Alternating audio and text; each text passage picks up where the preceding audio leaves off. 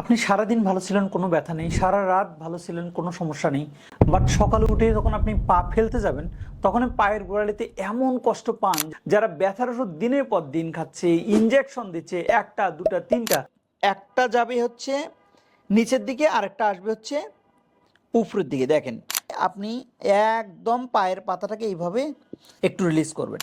8-10 দিন যদি আপনি কন্টিনিউ করেন, অথবা 10-15 দিন যদি একটু কন্টিনিউ করেন, তাহলে কিন্তু আপনার ব্যথাটা অনেকাংশে কমে আসবে।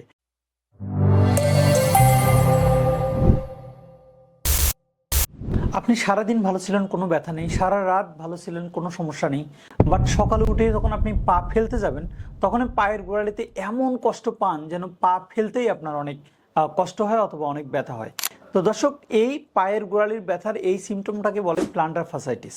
এই প্লান্টার ফাসাইটিস হলে সাধারণত এই রোগীরা এরকম করে কমপ্লেন করে যে আমি সকালে উঠে ঘুম থেকে ওঠার পরে যখন পা ফেলবো তখন আর পা ফেলতেই পারি না। আমি বাট কয়েকটা স্টেপ দেওয়ার পরে অথবা অনেকক্ষণ হাঁটার পরে আস্তে আস্তে আস্তে আস্তে ব্যথাটা ভালো হয়ে যায়। এই প্লান্টার ফাসাইটিস হলে অনেকে অনেক জায়গাতে চিকিৎসা নেন, তো কোথাও গিয়ে এটা সমাধান পান না। না পাওয়ার কারণটাই হলো সবাই আপনাকে সিমটোমেটিক ট্রিটমেন্ট করে। অ্যাকচুয়ালি কি ব্যথার ওষুধ খেয়ে এই প্লান্টার ফাসাইটিস ভালো হয়?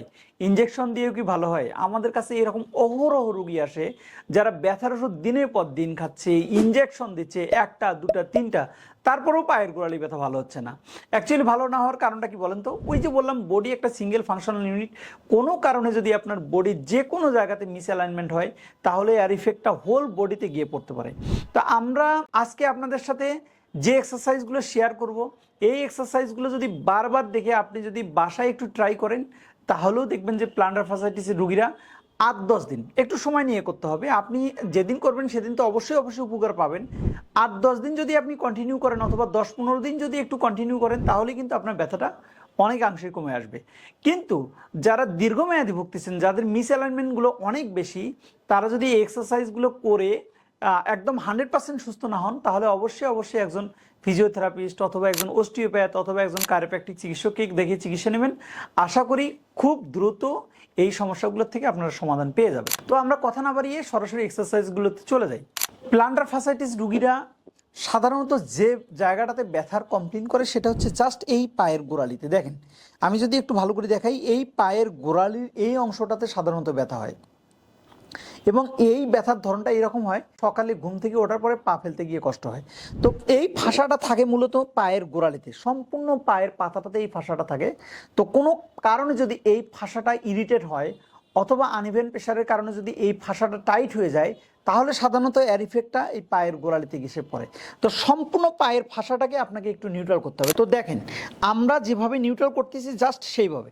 তো আপনি যদি পায়ের ফাঁসাটাকে যদি এইভাবে ধরেন, জাস্ট দেখেন, এই দুই থাম দিয়ে এই ফাঁসাটাকে আপনি ধরবেন, খুব একটা যাবে হচ্ছে নিচের দিকে, আরেকটা আসবে হচ্ছে উপরের দিকে। দেখেন, ফিঙ্গার দুটোকে খুব সুন্দর করে, আপনারা যদি একটু অয়েল ইউজ করেন তাহলে আরও ভালো হবে জিনিসটা।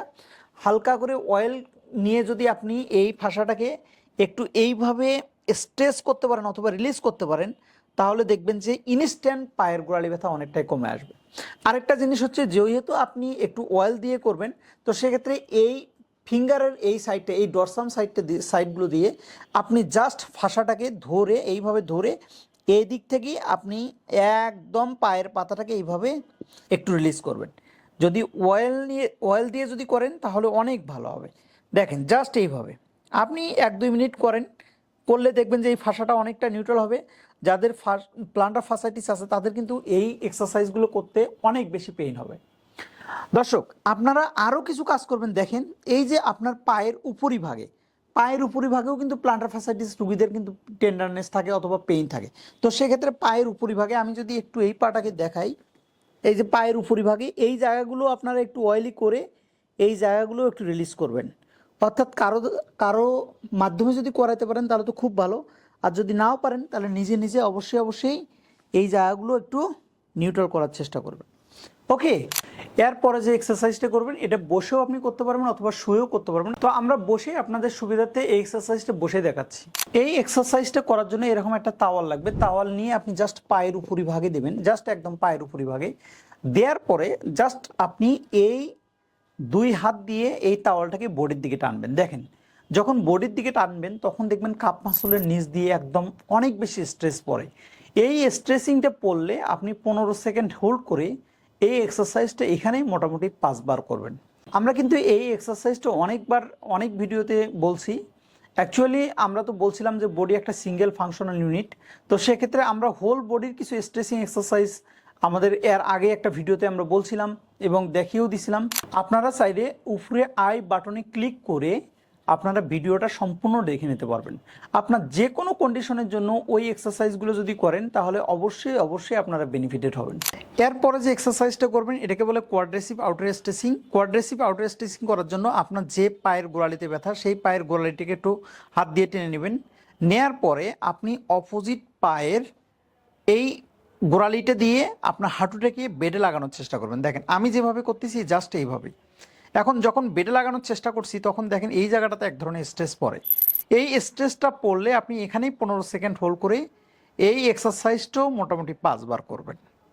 ওকে, এরপরে আপনি আরও একটা এক্সারসাইজ করবেন, সেটাকে বলে ক্রস লেগ স্ট্রেচিং। এই পাটাকে আপনি ক্রস করে নেবেন। ক্রস করে নেওয়ার পরে আপনি জাস্ট এই পায়ের হাঁটুটাকে ধরে আপনি এদিকে টানবেন। যখন এদিকে টানবেন তখন দেখবেন এই জায়গাটাতে একটা স্ট্রেস পড়ে। এই স্ট্রেচিংটা পড়লেও এখানেও আপনি 15 সেকেন্ড হোল্ড করে এই এক্সারসাইজটাও মোটামুটি 5 বার করবেন। তারপর যে এক্সারসাইজটা করবেন সেটাকে বলে হ্যামস্ট্রিং স্ট্রেচিং। হ্যামস্ট্রিং স্ট্রেচিং করার জন্য আপনি পাটাকে এরকম করে ব্যান্ড করবেন। ব্যান্ড করে আপনি জাস্ট এই পায়ের অর্থাৎ হাঁটুর পিছনে আপনি 2 হাত দিয়ে এরকম করে ব্লক করবেন। ব্লক করে জাস্ট আপনার পায়ের গোড়ালিটিকে একদম উপরের দিকে উঠানোর চেষ্টা করবেন। যখন উপরের দিকে ওঠানোর চেষ্টা করবেন তখন দেখবেন যে এই জায়গাগুলোতে এক ধরনের স্ট্রেস পড়ে। এই স্ট্রেচিংটা পড়লেও অর্থাৎ পায়ের পিছন দিক দিয়ে মনে হবে একটা স্ট্রেস পড়ে। এই স্ট্রেচিংটা পড়লেও এখানেও আপনি 15 সেকেন্ড হোল্ড করে এই এক্সারসাইজটাও মোটামুটি 5 বার করবেন। খুবই ইম্পর্টেন্ট, এই পায়ের গোড়ালি ব্যথার রুগীদের আরেকটা কালপ্রিট স্ট্রাকচার হচ্ছে ইলিওসওয়াস। এই ইলিওসওয়াসটাকে যদি আপনারা ঠিকঠাক মতো স্ট্রেস করতে পারেন দেখবেন পায়ের গোড়ালি ব্যথা ইনস্ট্যান্ট অনেকটা কমে গেছে। তো সেক্ষেত্রে আপনি এই ইলিওসওয়াস স্ট্রেচিং করার জন্য অর্থাৎ আপনার এই পায়ের গোড়ালি যদি ব্যথা হয় তাহলে এই পাটাকে পিছনে দেবেন এবং আরেকটা পা সামনে দেবেন। এটাকে বলে সিঙ্গেল লেগ স্কোয়াটিং। আপনি এই হাতটাকে একটা বেডের সাথে অথবা একটা টেবিলের সাথে একটা সাপোর্ট নিয়ে আপনি জাস্ট এই পায়ের অর্থাৎ পিছনের পায়ের যে হাঁটুটা আছে সেটাকে আপনি বেডের ফ্লোরে লাগানোর চেষ্টা করবেন। যখন ফ্লোরে লাগানোর চেষ্টা করবেন তখন দেখবেন যে এই অ্যান্টেরিয়র সাইড এক ধরনের স্ট্রেস হয়। এই স্ট্রেচিংটা পড়লেও এখানেও আপনি 15 সেকেন্ড হোল্ড করে এই এক্সারসাইজটাও আপনি মোটামুটি 5 বার করবেন। এটা যদি একটু অল্টারনেটিভলি দেখাই তাহলে এটা এরকম করেও করা যাবে। যদি এই পায়ের গোড়ালি ব্যথা হয় তাহলে এই পাটাকে ধরে জাস্ট আপনি পায়ের পিছনটাকে একদম অর্থাৎ হাঁটুটাকে একদম পিছনে নেওয়ার চেষ্টা করবেন। যখন পিছনে নেওয়ার চেষ্টা করবেন তখন দেখবেন যে এই অ্যান্টেরিয়র থাই আপনার পেইন হচ্ছে। সেক্ষেত্রে আপনি এখানে এই পেইনটা যখন হবে অথবা এই স্ট্রেসটা যখন পড়বে তখন এখানেও আপনি 15 সেকেন্ড হোল্ড করে এই এক্সারসাইজটাও মোটামুটি 5 বার করবেন।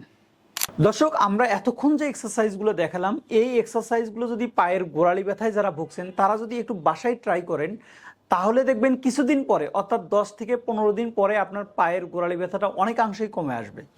তো দর্শক, আমরা বরাবরই বলি আমাদের এই ভিডিওগুলো করার উদ্দেশ্যটাই হচ্ছে আপনাদেরকে স্বাস্থ্য সচেতন করা। সেক্ষেত্রে ভিডিওটা দেখে যদি একটু উপকৃত হন তাহলে অবশ্যই ভিডিওটাতে একটা লাইক দিবেন। ব্যথা সম্পর্কিত যদি কোনো কিছু জানার থাকে তাহলে অবশ্যই আমাদেরকে কমেন্ট করে রাখবেন, আমরা সেই অনুযায়ী ইনশাল্লাহ অ্যান্সার দেওয়ার চেষ্টা করব। ভিডিওটা একটু শেয়ার দিয়ে রাখবেন যাতে আপনার শেয়ারের মাধ্যমে অন্যরাও ভিডিওটা দেখে উপকৃত হয়। আপনি যদি আমাদের চ্যানেলে নতুন হয়ে থাকেন তাহলে চ্যানেলটা একটু সাবস্ক্রাইব করে রাখবেন। আর সবসময় একটা জিনিস মাথায় রাখবেন, pain free life, happy life.